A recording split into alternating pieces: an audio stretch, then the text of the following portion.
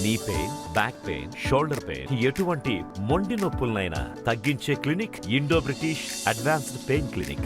ప్రముఖ director, Bigg Boss fame Suryakiran అనారోగ్యంతో ఈరోజు మృతి చెందడం అందరూ కూడా దిగ్భ్రాంతికి గురయ్యారు. అటు టాలీవుడ్ అండ్ ఇంకా కోలీవుడ్ కూడా. ఎందుకంటే ఆయన తమిళ, తెలుగులో కూడా ఆయన సినిమాలు చేశారు అండ్ యాక్టింగ్ కూడా చేశారు. బాలనటుడుగా 200కు పైగా సినిమాలు చేశారు. బట్ ఆయన ఇంత తక్కువ ఏజ్లోనే అనారోగ్యంతో మృతి చెందడం ఎవరు కూడా ఇంకా నమ్మలేకపోతున్నారు. సో ఇదే అంశం మీద మాట్లాడదాం. మనతో పాటు ప్రముఖ నిర్మాత చిట్టిబాబు గారు ఉన్నారు. సార్ నమస్తే. నమస్తే. సూర్యకిరణ్ గారి మరణం ఇప్పటికీ కూడా అంటే ఎవరు నమ్మలేకపోతున్నారు. అనారోగ్యం గురించి ఎటువంటి అప్డేట్ కూడా లేదు కదా. సడన్గా ఆయన ఇట్లా లేరు అని తెలిసి అంటే బాధాకరం ఏంటంటే దురలవాట్లు. ఇప్పుడు ఒక 200 సినిమాలు బాగాలేనట్టుగా చేయటము, డైరెక్టర్గా పేరు, మంచి పేరే, గొప్ప స్టార్ డైరెక్టర్ కాకపోయినా మంచి పేరే ఉంది. మంచి డైరెక్టర్గా కళ్యాణిని పెళ్లి చేసుకున్నాడు, తర్వాత విడిపోయారు, బిగ్ బాస్కి వెళ్ళాడు. బిగ్ బాస్లో ఇవన్నీ ఒక ఫేము వస్తున్నప్పుడు మనం ఇంకా జాగ్రత్త పడాలి. ఒక ఫేమ్ రావటం ఒక అదృష్టం, అందరికీ రాదు, అందరికీ అదృష్టం రాదు. ఈ ఒక స్టార్డమ్ రావటం అనేది ఒక అదృష్టం. అది ఎక్కడో ఏనాడు చేసుకున్న పుణ్యం. వేలాది మంది దానికి పోటీ పడేవాళ్ళు, ఆ స్టార్డమ్ కోసం పోటీ వాళ్ళు లక్షల మంది ఉంటారు. అందులో వేల మందికి అవకాశం దొరకదు. వేల మందికి కూడా కాదు, 100 మందికి దొరుకుతుంది. అలాంటి అదృష్టం దొరికినప్పుడు దాన్ని కాపాడుకోవాల్సిన బాధ్యత మన మీదే ఉంటుంది. మనకు సెలబ్రిటీ కనుక దేన్నైనా మనం కొనగలదేమో కానీ ఆరోగ్యాన్ని కొనలేదు. ఆరోగ్యాన్ని నీ సెలబ్రిటీ కొనలేదు, నీ స్టార్డమ్ కొనలేదు. ఆరోగ్యం జాగ్రత్తగా పెట్టుకున్నంత కాలమే ఏదైనా సరే. గతంలో కూడా చూసాం, హర్నాథ్ లాంటి హీరో అందగాడు ఏమయ్యాడు చూసాం. రాజుబాబు లాంటి కమెడియన్ మళ్ళీ మళ్ళీ చూడలేము, అలాంటి కమెడియన్ ఎలాంటి దొరలాట వల్ల ఏమయ్యాడో చూసాం. ఇవన్నీ గతం వాళ్ళ యొక్క చరిత్రలు కూడా మనం తెలుసుకుని తెలియదు. సావిత్రి, మహానటి సావిత్రి ఏమైంది చూసాం.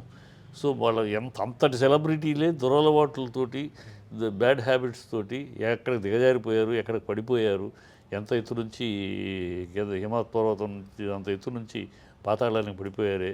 సో మనం జాగ్రత్త పడాలి, ఈ దురలవాట్లకు దూరంగా ఉండాలి. ఎక్కువ వస్తాయి, ఆ సెలబ్రిటీకి దగ్గరికి ఎక్కువ అవకాశాలు వస్తాయి. ఆస్వాదించే అలవాట్లు, దురలవాట్లు దగ్గరికి చేరుతాయి. వాటిని కూడా అదే కారణం ఏంటంటే డెఫినెట్గా అతనికి జాండీస్ రావటము, తాగుడు, సిగరెట్లు ఉన్నాయి. జాండీస్ రావటం, అప్పుడు జాగ్రత్త పడకపోవటం, మళ్ళీ తిరగబడింది జాండీస్. జాండీస్ తిరగబడ్డాక చాలా కష్టం. జాండీస్ తిరగబడ్డాక మొత్తం బాడీ ఎఫెక్ట్ అయిపోద్ది. మళ్ళీ కోలుకుంటాం చాలా కష్టం, అది రేర్. తెలిసిన ఇన్ఫర్మేషన్ ప్రకారం ఆయనకి ఎప్పటి నుంచి జాండీస్ అనేది ఎప్పటి నుంచి ముందు గతంలో అతనికి జాండీస్ ఒక 1 year క్రితం కూడా ఉంది. అక్కడ నుంచి కోలుకున్నాడు, 1 year 6 నెలలు కోలుకున్నాడు.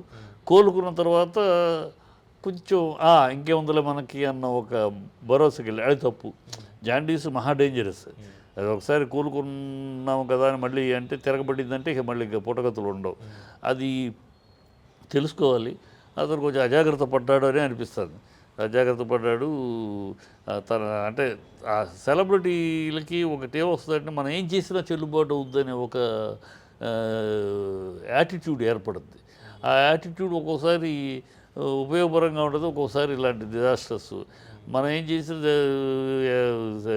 ఆరోగ్యానికి, నువ్వు జాండీస్కి, నువ్వు సెలబ్రిటీవా, నువ్వు మామూలుగా కాదు. తిరగబడితే అది ఏ దేహమైనా ఒకటే. దానికి జాండీస్కి, ఆ మహమ్మారికి ఏ దేహమైనా ఒకటే. సెలబ్రిటీ దేహమో మామూలుడి దేహం అని లేదు, పేదవాడి బేసిక్ ఈ అలవాట్లకి అలవాటు పడడానికి ఈ ఫ్యామిలీ లైఫ్ ఒకటి సరిగా ఉండకపోవడం అండ్ ఇంకా సక్సెస్ అనేది లేకపోవడం, వీటి వల్ల డిప్రెషన్ రావడం. సో దానివల్ల ఈ అలవాటు అదే కదా మానుకోలేకపోవటం. అతనికి ఒక సక్సెస్ఫుల్ నుంచి కిందకు జారటం అనేది బాధాకరం.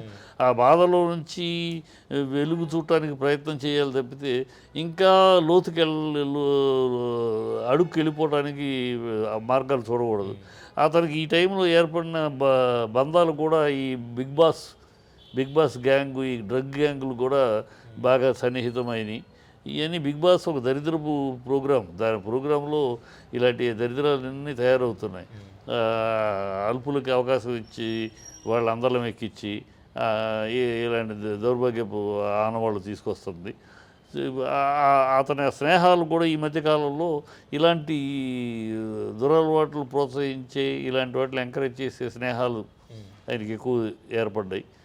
ఈ కారణం ఆ కారణం ఇప్పుడు తను ఒకవేళ మనసులో మనం జాగ్రత్త పడాలి అన్నా కూడా ఈ పక్కన ఉండే స్నేహ బంధాలు ఉన్నాయి, అది అయిపోయింది కదా, దానికి ఉంది, అదే ఉంది, అది గుడ్డు, నీ వయసుకే ఉంది, అది మళ్ళీ ఇలాంటి మాట్లాడుతూ ఉంటారు. వాళ్ళ కోసం వీళ్ళని ఎంకరేజ్ చేయటం, ఇలాంటి బ్యాడ్ కంపెనీ, ఈ బ్యాడ్ కంపెనీ కూడా ఆయనకి ఈ మధ్యకాలంలో పిల్లాడికి ఎక్కువ అవడం. అంటే ఇండస్ట్రీలో ఎవరున్నారు ఆయన క్లోజ్ ఫ్రెండ్స్ ఎవరున్నారు సార్ ఆయనకి? ఈ Bigg Boss friends, Bigg Boss మిగతా ఫ్రెండ్స్ కానీ సినిమా ఫీల్డ్లో క్లోజ్ అయింది. ఇప్పుడున్న జనరేషన్ తోటి ఆయన ఎక్కువ తక్కువ పనిచేసింది కదా, అందుకని ఇప్పుడున్న వాళ్ళ కన్నా ఈ బిగ్ బాస్ గ్యాంగ్ ఎక్కువ స్నేహం, బిగ్ బాంగ్ గ్యాంగ్ తోటి ఎక్కువ స్నేహంగా ఈ మధ్య జరుగుతున్నది విన్నది నేను. ఎక్కువ వాళ్ళ దగ్గర వాళ్ళు కూడా చెప్పడం బిగ్ బాస్ ఫ్రెండ్షిప్లు ఎక్కువైనాయి. వాళ్ళలోనే ఆ ఫ్రెండ్షిప్లోనే ఈ తిరగబట్టం, మళ్ళీ దూరమైన కామెరల్ని మళ్ళీ కౌగిలించుకుంటూ జరిగింది. సో ఇట్స్ రెక్లెస్నెస్సు, నెగ్లిజెన్సు, అబాధ్యత, మన మీద మనకు లేని బాధ్యత. ఇప్పుడు మన మీద మనకు బాధ్యత లేకపోతే ఇంకెవడో మనం చూడడు. అంటే ఇంట్లో ఫ్యామిలీ జాగ్రత్త చెప్పేవారు, చూసుకునేవాళ్ళు లేరు, చెప్పిన వినే బాపత కాదు. ఇప్పుడు మనిషి ఎట్లా అంటే ఒక విధంలో తను నమ్మింది తను అనుకున్న ఒక మాట వింటము, ఒకళ్ళ సలహా వింటము, ఒకళ్ళకి లొంగి ఉండటము అలవాటు అయిన బాపత కాదు. తను అనుకుని చేసుకుంటే ఏంటి, ఒక కేరేజ్ ఆర్ట్ క్యారెక్టరు, చిన్నప్పటి నుంచి వేషాలు వేయటం, ఆర్టిస్ట్ వేయటం, పెద్ద ఒక స్టార్డమ్ ఫీల్ అవుతారు కదా. 200 సినిమాలు చేసి డైరెక్ట్ చేశారు, తమిళ తెలుగు చేస్తారు, ఒక స్టార్డమ్ ఫీల్ అవుతారు. ఒక తనకు చెప్పేవాళ్ళు తక్కువే, చెప్పినా వినే బాబు కాదు తను. అక్కడ ఏమైనా బాధాకరమే. ఒక యంగ్స్టరు, భవిష్యత్తు ఉన్నవాడు, విషయం ఉన్నవాడు ఇవాళ కాబట్టి. ఫ్యామిలీతో కానీ ఎవరితో నేను మాట్లాడారా? నేను ఫ్రెండ్స్ తోటి మాట్లాడాను. ఫ్రెండ్స్ అదే అందరూ బాధపడటం, అదే కొంచెం అజాగ్రత్త పడ్డాడు. అంతకన్నా ఎక్కువ చెప్పలేరు కదా ఈ సమయంలో. అజాగ్రత్త అంటే ఇదే, అది దురలవాట్లకు అలవాటు పడ్డాక అది ఒక పొజిషన్లో భగవంతుడు రక్షించాడు, ఒక విషయంలో రక్షించిన దాన్ని మనం కృతజ్ఞతకు బాగుండాలి. నువ్వు మళ్ళీ నేను చేస్తానంటే మళ్ళీ ఆ సేవింగ్ దొరకదు. ఒకసారి దొరుకుద్ది లైఫ్లో, ఒకసారి రక్షణ దొరికినప్పుడు, ఒక ఆరోగ్యాన్ని కాపాడుకునే అవకాశం దొరికినప్పుడు అది కాపాడుకోవాలి. ఆయన దొరికింది కదా అని మళ్ళీ నేను పిచ్చివేషాలు వేస్తాను, నన్ను కాపాడమంటే భగవంతుడేమి అలా చేయడు. కనుక అదే అతని తప్పు, అబాధ్యత, తన మీద తనకి బాధ్యత లేదు.